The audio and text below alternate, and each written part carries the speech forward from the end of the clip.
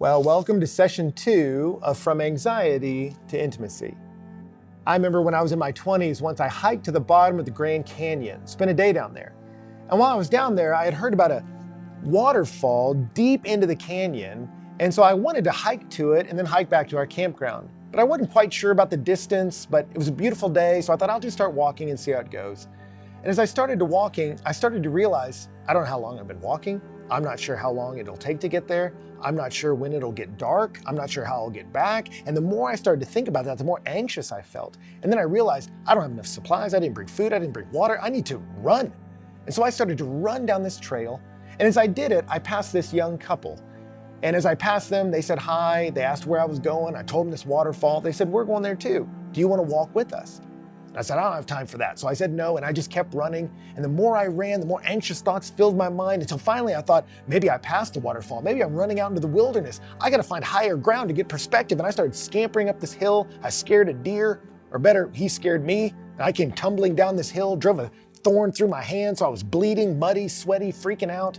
And then finally, I heard in the distance the roar of a waterfall. And as I turned the corner and walked up to it, there was that young couple sitting at the base of it, enjoying a lovely lunch.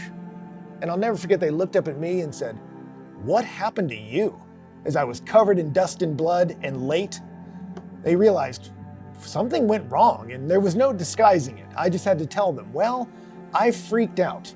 And anxiety can be a powerful motivator of activity. It just doesn't always lead you in the most productive of directions. And so that's why we're talking about this. How do we move from people who are caught up by our anxiety to people who are walking in peace and intimacy with God? And one of the best passages for that is Philippians chapter 4. I try to live in Philippians 4, where Paul says in verse 6, don't be anxious about anything, but in everything by prayer and supplication with thanksgiving, let your requests be made known to God.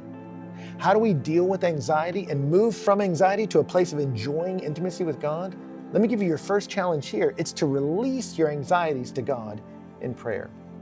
I love the verb that Paul uses there, the tense of it. He says, let your requests be made known to God. It's like we have this anxiety inside of us and it wants to get out. And what he's inviting there is let it get out. Create an environment where those anxieties and fears that are with you in the morning in your chest can rise up and leave you. How do we do that? He said by prayer and supplication.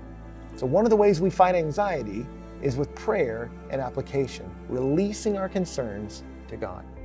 Prayer there is just the general term of creating space to interact with God, which I'll talk to some people that say, Ben, I don't have time for that. I have so much I have to do. But let me tell you what they say in sharpshooter circles in the military. They say slow is smooth and smooth is fast. If you try to rush a shot, you're likely to miss. You'll have to reload and shoot again. You end up your hurry costs you accuracy. And I know many people that are busy but not efficient. But if we can slow down a bit, slow makes us smooth, and smooth can even make you fast. And so he says here, hey, create some space and time to interact with God. And then in that time, he says, by prayer, that general space, with supplication, let your request be made known to God. And supplication is the word to make a request. That we have this invitation to sit with the King of the universe and to let all of our concerns and anxieties bubble to the surface and hand them to Him. I know for me, the way I do this is first thing in the morning. I sit down and try to find a quiet place in my home, and I sit in the same chair so I know where I'm going. I pull out a journal and I write at the top of it, how do you feel? And I do that because, I don't know about you, some people that try to have a devotional life, they wake up and all the anxieties are inside, but they read whatever scripture they're supposed to read, don't retain it at all, shut the Bible and go, I guess that was supposed to help, and then they run out and ping around anxiously throughout the day. And that's not really effective. For me, I've realized before I get into this word, I need to check in with me. And so I write, how do you feel? And as I do that, I start to realize I got all these concerns in me. I feel fearful, I feel anxious, I feel concerned. And as I feel them, I write them out. Something about writing them externalizes them from me, and it lets them be made known. Not to anyone who passes by in complaint, not in lashing out at my kids, but I let them out as a request to God. Will you deal with these things?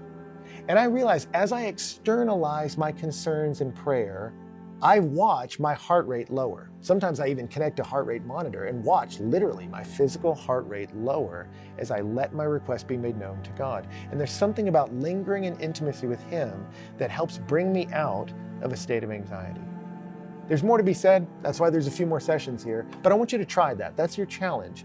Give yourself permission to find the space in your schedule, in your time, whether it's first thing in the morning, late at night, midday, wherever it works for you. Find a time and then allow yourself a moment to let your request bubble up. Some of them may surprise you, but let them come up and then offer them to the King in supplication. Give it a shot, and I'll see you next time.